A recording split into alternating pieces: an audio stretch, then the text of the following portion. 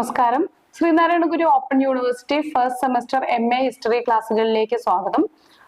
History of early India selected themes എന്ന പേപ്പറിലെ 4th ബ്ലോക്കിലെ 3rd യൂണിറ്റ് ആണ് ഡിസ്കസ് ചെയ്യുന്നത്, social formation in south India. അപ്പോൾ ഈ ഒരു പേപ്പറിൽ നമ്മൾ ഇത് അവസാനത്തെ യൂണിറ്റ് ആണ്. ഇതുവരെ നമ്മൾ ഡിസ്കസ് ചെയ്തത് മുഴുവൻ വടക്കേ ഇന്ത്യയെ കുറിച്ചാണ്, അല്ലെ, നോർത്ത് ഇന്ത്യയെ കുറിച്ചാണ് ഡിസ്കസ് ചെയ്തത്.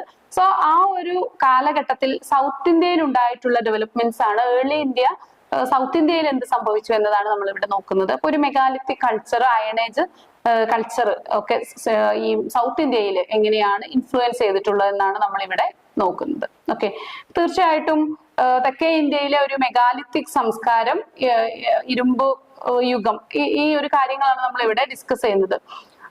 ഒരിക്കലും ഈ വടക്കേ ഇന്ത്യയിലാണ് പെട്ടെന്ന് തന്നെ ഒരു സാംസ്കാരികമായിട്ടുള്ള അഭ്യുന്നതിയൊക്കെ ഉണ്ടാകുന്നത്, അല്ലെ. കൂടുതൽ പ്രബലമായിട്ടുള്ള ഭരണം അല്ലെങ്കിൽ കുറച്ചുകൂടി അഡ്വാൻസ്ഡ് ആയിട്ടുള്ള നഗരവൽക്കരണം ഒക്കെ ആദ്യം സംഭവിക്കുന്നത് നോർത്തിലാണ്. അതിനുശേഷമാണ് സൗത്ത് ഇന്ത്യയിൽ ഇത് വരുന്നത്. അപ്പൊ അതുകൊണ്ട് നമ്മൾ നോർത്ത് ഇന്ത്യയിൽ ഡിസ്കസ് ചെയ്ത കാലഘട്ടത്തെക്കാൾ ഒരു അല്പം പുറകിലായിരിക്കും സൗത്ത് ഇന്ത്യയിലെ ഈ ഒരു കാലത്തെ ചരിത്രപരമായിട്ടുള്ള വികാസം എന്ന് പറയുന്നത്. അപ്പൊ ഇവിടുത്തെ സൗത്ത് ഇന്ത്യയിലെ മെഗാലിത്തിക് കാലഘട്ടത്തിന്റെ പ്രധാന സവിശേഷതകൾ നമുക്ക് നോക്കാം. അപ്പൊ കല്ലുകൊണ്ടുള്ള വലിയ കല്ലറകൾ അഥവാ മെഗാലിത്തുകൾ ആണ് ഈ ഒരു കാലഘട്ടത്തിന്റെ സവിശേഷത എന്ന് പറയുന്നത്. നമുക്ക് ആ ഒരു കാലഘട്ടത്തെ കുറിച്ചുള്ള വിവരങ്ങൾ ലഭിക്കുന്നത് ഈ ശിലാ ഉപകരണങ്ങളിൽ നിന്ന് തന്നെ ആണ്.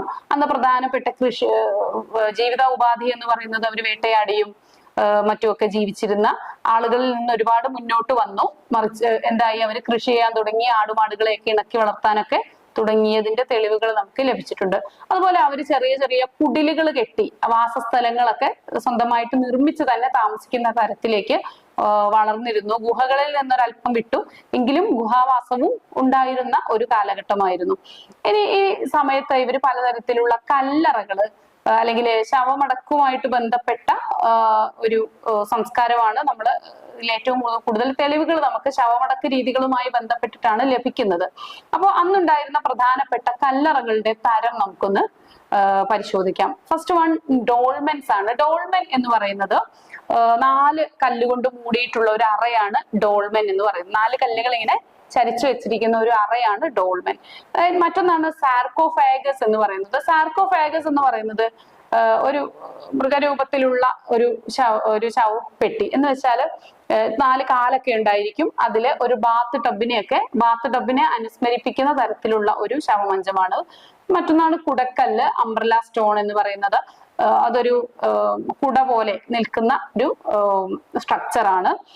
ഇനി പ്രധാനപ്പെട്ട മെഗാലിത്തിക് അതുപോലെ തന്നെ അയൺ ഏജ് സൈറ്റുകൾ നമുക്കൊന്ന് നോക്കാം. തെക്കേ ഇന്ത്യയിൽ ഒരുപാട് സൈറ്റുകൾ ഉണ്ട്. ഇപ്പോ പല്ലാവരം, അതുപോലെ അതിരമ്പക്കം, ഇങ്ങനെയുള്ള പ്രദേശങ്ങളിൽ നിന്നൊക്കെ ധാരാളമായിട്ട് ഇവ കണ്ടെടുത്തിട്ടുണ്ട്. ഇനി കേരളത്തിലേക്ക് വന്നാൽ പാലക്കാട്ടിലെ ആനക്കരയിൽ നിന്ന് നമുക്ക് ഡോൾമെൻസും ഇരുമ്പ് ഉപകരണങ്ങളൊക്കെ കണ്ടെടുത്തിട്ടുണ്ട്. മഞ്ഞാടി, ഉഴവൂര്, ഇവിടെ നിന്നൊക്കെ ഇരുമ്പ് ആയുധങ്ങൾ കണ്ടെടുക്കപ്പെട്ടിട്ടുണ്ട്. അതുപോലെ കോട്ടയം ജില്ലയിലെയും വയനാട്ടിലെ അമ്പുകുത്തി മലയിൽ നിന്നുമൊക്കെ ധാരാളമായിട്ട് ഈ ഒരു കാലഘട്ടത്തെ കുറിച്ചുള്ള തെളിവുകൾ നമുക്ക് ലഭിച്ചിട്ടുണ്ട്. ഇനി തമിഴ്നാട്ടിലെ ആദിച്ചനെല്ലൂര്, അതുപോലെ പ്രശസ്തമായിട്ടുള്ള ഒരുപാട് മെഗാലിത്തിക് ശവക്കല്ലറുകൾ അവിടെ നിന്ന് കണ്ടെടുത്തു. സിപ്പാറ്, അരിക്കമേട്, ഇവിടെ നിന്ന് മണൽത്തിട്ടകളിലൊക്കെ നിർമ്മിച്ചിട്ടുള്ള ശവക്കല്ലറുകൾ കണ്ടെടുത്തിട്ടുണ്ട്. അതുപോലെ തന്നെയാണ് ഈറോട്ടിലെ കൊടുമൺ എന്ന് പറയുന്ന മേഖല. കൊടുമണ്ണിൽ നിന്ന് ഈ വ്യാപാരം തൊഴിലാക്കിയിരുന്നവര് അധിവസിച്ചിരുന്ന ഒരു മേഖലയാണ് ഇതെന്നതിന് തെളിവുകൾ ലഭിച്ചിട്ടുണ്ട്. ഇനി പോർഗയിൽ നിന്ന് വലിയ ശവക്കല്ലറുകളും ഇരുമ്പ് വസ്തുക്കളും ധാരാളമായിട്ട് കണ്ടെടുത്തു. അതുപോലെ കർണാടകത്തിലെ മസ്കി, റേച്ചൂർ ഡിസ്ട്രിക്റ്റിലെ മസ്കിയിൽ നിന്ന് ഇരുമ്പ് ഉപകരണങ്ങളും കല്ലറകളും ഒക്കെ കണ്ടെടുത്തിട്ടുണ്ട്. ബ്രഹ്മഗിരി, ആനന്ദചന്ദ്ര യിൽ നിന്ന് അശോക ശിലാശാസനം വരെ നമുക്ക് കണ്ടെടുക്കാനായിട്ട് സാധിച്ചിട്ടുണ്ട്. ഇനി കല്ലറകളും ഇരുമ്പ് ശില്പങ്ങളും ഒക്കെ അടങ്ങുന്ന പ്രധാനപ്പെട്ട തെളിവുകൾ ലഭിച്ച ഒരു സ്ഥലമാണ് സംഘക്കല്ല്. ആന്ധ്രാപ്രദേശിലെ തെലങ്കാന, നാഗാർജുന കൊണ്ട, ഇവിടെ നിന്നൊക്കെ ബുദ്ധമതത്തിന്റെ അവശിഷ്ടങ്ങൾ, കല്ലറകൾ ഒക്കെ കണ്ടെടുത്തിട്ടുണ്ട്. പെനുകൊണ്ടയിൽ നിന്ന് അതുപോലെ ഇരുമ്പ് കത്തികൾ കണ്ടെടുത്തിട്ടുണ്ട്. ഇനി സംഘകാല സാഹിത്യവും തിണൈ കോൺസെപ്റ്റും, അതാണ് ഇനി നമ്മൾ അടുത്തതായിട്ട് ഡിസ്കസ് ചെയ്യുന്നത്. അപ്പൊ സംഘകാലത്തെ ഭൂമിശാസ്ത്രപരമായിട്ടുള്ള പല ഡിവിഷനുകളെയാണ്, ഒരു ജിയോഗ്രഫിക്കൽ ഡിവിഷനെയാണ് നമ്മൾ തിണ കോൺസെപ്റ്റ് എന്ന് പറയുന്നത്. ഐന്തിണை എന്നാണ് അറിയപ്പെടുന്നത്. 5 തിണകളാണ് ഉണ്ടായിരുന്നത്. അതില് തിണകൾ എന്ന് പറയുമ്പോൾ നമുക്ക് അറിയാം, ഒരു പ്രദേശം, സൗത്ത് ഇന്ത്യയിലെ ഒരു പ്രദേശം എന്ന് പറയുന്നത് ഒരു കുന്നിൻ പ്രദേശമായിരിക്കും. അപ്പൊ ഒരു കുന്നിന്റെ ഏറ്റവും ഉയർന്ന പ്രദേശം ഉണ്ടാകും. അവിടെ കാര്യമായിട്ടുള്ള ഒരു തിക്ക് ഫോറസ്റ്റ് ഒന്നും ആയിരിക്കില്ല. ഡ്രൈ ആയിട്ടുള്ള കുറഞ്ഞ കാര്യങ്ങളൊക്കെയുള്ള ഒരു മലമ്പ്രദേശമായിരിക്കും. ഈ മലമ്പ്രദേശത്തിൽ ധാരാളം മൃഗങ്ങളൊക്കെ ഉള്ള ഒരു പ്രദേശമായിരിക്കും. അപ്പോൾ ഏറ്റവും ഉയരത്തിൽ വളരുന്ന കുറിഞ്ചി എന്ന പൂവിന്റെ പേരിലാണ് ഈ പ്രദേശം അറിയപ്പെട്ടിരുന്നത്. കുറിഞ്ചി എന്നാണ്, അല്ലെങ്കിൽ കുറിഞ്ഞി എന്ന പേരിലാണ് ഈ പ്രദേശം അറിയപ്പെട്ടിരുന്നത്. അപ്പൊ ഇന്നും നമുക്കറിയാം, നമ്മുടെ നീലക്കുറിഞ്ഞിയൊക്കെ പൂക്കുന്ന മൂന്നാറിന്റെ ഏറ്റവും ഹയസ്റ്റ് ഭാഗങ്ങളിലാണല്ലോ. അപ്പൊ ഈ ഒരു പ്രദേശം കുറിഞ്ചി എന്ന പേരിലാണ് അറിയപ്പെട്ടിരുന്നത്.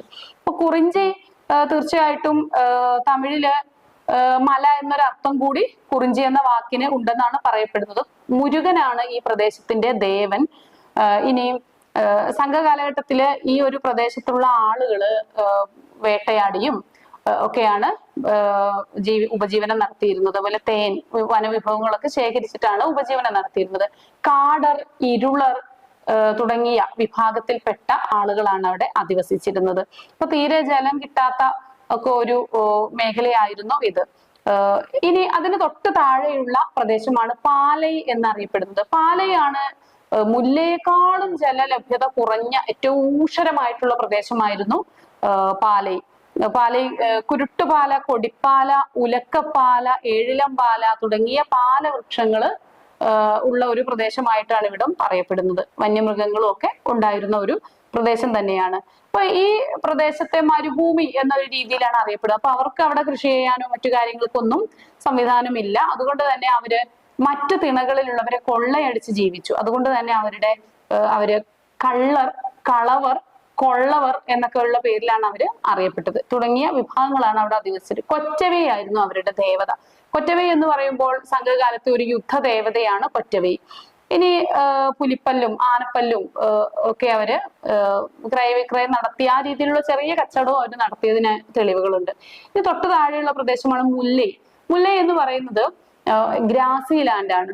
ഗ്രാസി ലാൻഡ് ആവുമ്പോൾ സ്വാഭാവികമായിട്ടും കന്നുകാലികളെ വളർത്താം, അല്ലെ? അപ്പൊ കന്നുകാലി വളർത്തൽ തന്നെയായിരുന്നു അവരുടെ പ്രധാനപ്പെട്ട തൊഴിൽ. അവരുടെ അതിദേവൻ എന്ന് പറയുന്നത് ആയോ എന്ന ഒരു ദേവനാണ് അവരുടെ കന്നുകാലികളുടെയൊക്കെ ദേവനായിട്ട് അറിയപ്പെടുന്നത്. തീർച്ചയായിട്ടും അവിടെ ജീവിച്ചിരുന്ന ആളുകള് ഇടയർ, ആയർ തുടങ്ങിയ വർഗത്തിൽപ്പെട്ടവരായിരുന്നു. ഇനി അതിനും തൊട്ട് താഴെയുള്ള പ്രദേശം അല്പം കൂടി, ഇപ്പൊ നമ്മൾ കേരളത്തിലെ പറയുകയാണെങ്കിൽ മലനാട്, ഇടനാട്, തീരപ്രദേശം എന്ന് നമ്മൾ തിരിക്കാറുണ്ടല്ലോ മൂന്നായിട്ട്. അപ്പോൾ അതിലൊരു ഇടനാട് പ്രദേശമാണ് ഇനി പറയുന്ന മരുതം എന്ന പ്രദേശം. അതായത് വളരെ ഫലഭൂയിഷ്ടമായിട്ടുള്ള കൃഷിക്കൊക്കെ അനുയോജ്യമായിട്ടുള്ള പ്രദേശമായതുകൊണ്ട് മരുതത്തില് നല്ല രീതിയിൽ കൃഷി നടത്തിയിരുന്നു. അപ്പൊ കൃഷി ചെയ്യുന്നവരെ നമ്മൾ ഉഴവർ, നിലം ഉഴുന്നവർ, അതുപോലെ നിലം തൊഴുവർ എന്ന പേരിലൊക്കെയാണ് അവര് അറിയപ്പെട്ടിരുന്നത്. നല്ല രീതിയിൽ കൃഷി ചെയ്തും ഒക്കെ വളരെ സമൃദ്ധമായ ഒരു ജീവിതമായിരുന്നു അവിടെ ഉണ്ടായിരുന്നത്. ഇനി തീരപ്രദേശമാണ്. തീരപ്രദേശം നെയ്തൽ എന്ന പേരിലാണ് അറിയപ്പെട്ടിരുന്നത്. നെയ്തലിലുള്ള ആളുകള്, കടലോനായിരുന്നു അവരുടെ അതിദേവൻ. അപ്പോൾ സ്വാഭാവികമായിട്ടും മീനുമായിട്ട് ബന്ധപ്പെട്ട ജോലികളായിരിക്കുമല്ലോ അവർ ചെയ്യുന്നത്. അപ്പൊ മീനവർ എന്ന പേരിലൊക്കെയാണ് അവിടെ ജീവിക്കുന്നവർ അറിയപ്പെട്ടത്. കൂടാതെ ഉപ്പുണ്ടാക്കുന്ന ഒരു ജോലിയും അവർ ചെയ്തു. ഇനി അന്നത്തെ സമൂഹത്തിൽ ഉപ്പിന് വലിയ പ്രാധാന്യം ഉണ്ടായിരുന്നു. അവിടെ ഉപ്പാണ് ക്രയവിക്രയത്തിന്റെ ഒരു അടിസ്ഥാനമായിട്ട് അവര് കണ്ടിരുന്നത്. അപ്പോൾ ഈ രീതിയിൽ വളരെ ശക്തമായ രീതിയിൽ സ്വാധീനം ചെലുത്താൻ ഈ മീനർക്ക് സാധിച്ചു, അല്ലെങ്കിൽ നെയ്തലിൽ അധിവസിക്കുന്നവർക്ക് സാധിച്ചിരുന്നു എന്ന് വേണം മനസ്സിലാക്കാൻ. ഇനി ഇവിടെ ഇങ്ങോട്ട് കേരളത്തിലേക്ക് വന്നാല്, കേരളത്തിലെ ഈ ഒരു കാലഘട്ടത്തിൽ ചെറിയ ചെറിയ രാജ്യങ്ങൾ, കൊച്ചി രാജ്യം, അതുപോലെ തന്നെ പോർച്ചുഗീസുകാരുടെയും ഡച്ചുകാരുടെയും ഒക്കെ ആഗമനം, അതുമായിട്ട് ബന്ധപ്പെട്ട സംഭവ വികാസങ്ങളൊക്കെ അവിടെ അരങ്ങേറി. സാമൂതിരി, കോഴിക്കോട്, പിന്നെ കൊച്ചിയിൽ നിന്ന് കുറച്ച് വടക്കോട്ട് വരുമ്പോൾ കോഴിക്കോട് സാമൂതിരി പോർച്ചുഗീസുകാരുമായിട്ടുണ്ടായ വ്യാപാര ബന്ധം, പിന്നീട് വരുന്ന പ്രശ്നങ്ങൾ ഒക്കെ എവിടെയാണ് ഉണ്ടാവുന്നത്. പിന്നെ കുറച്ച് തെക്കോട്ട് പോകുമ്പോൾ തിരുവിതാംകൂർ രാജ്യം, തിരുവിതാംകൂറിന്റെ അന്നത്തെ പേര് വേണാട് എന്നായിരുന്നു. വേണാട് രാജ്യം, തിരുവിതാംകൂർ രാജവംശത്തിന്റെ തുടക്കം ഇവിടെ നിന്നായിരുന്നു. ഈ വേണാട് വംശത്തിൽ നിന്നായിരുന്നു. ഇനി ഇവരുടെ തലസ്ഥാനം പത്മനാഭപുരമായിരുന്നു. പ്രശസ്തരായിട്ടുള്ള ഭരണാധികാരികൾ മാർത്താണ്ഡവർമ്മ, ധർമ്മരാജ തുടങ്ങിയ ഭരണാധികാരികളൊക്കെ ഉണ്ടായിരുന്നു. അപ്പൊ ഈ രീതിയിലാണ് കേരളത്തിന്റെ അല്ലെങ്കിൽ സൗത്ത് ഇന്ത്യയിലെ അന്നത്തെ രാഷ്ട്രീയ സാഹചര്യങ്ങൾ ഉണ്ടായിരുന്നത്. അപ്പൊ ഇത്രയാണ് നമുക്ക് ഈ ഒരു യൂണിറ്റിൽ പഠിക്കാനുള്ളത്. Thank you.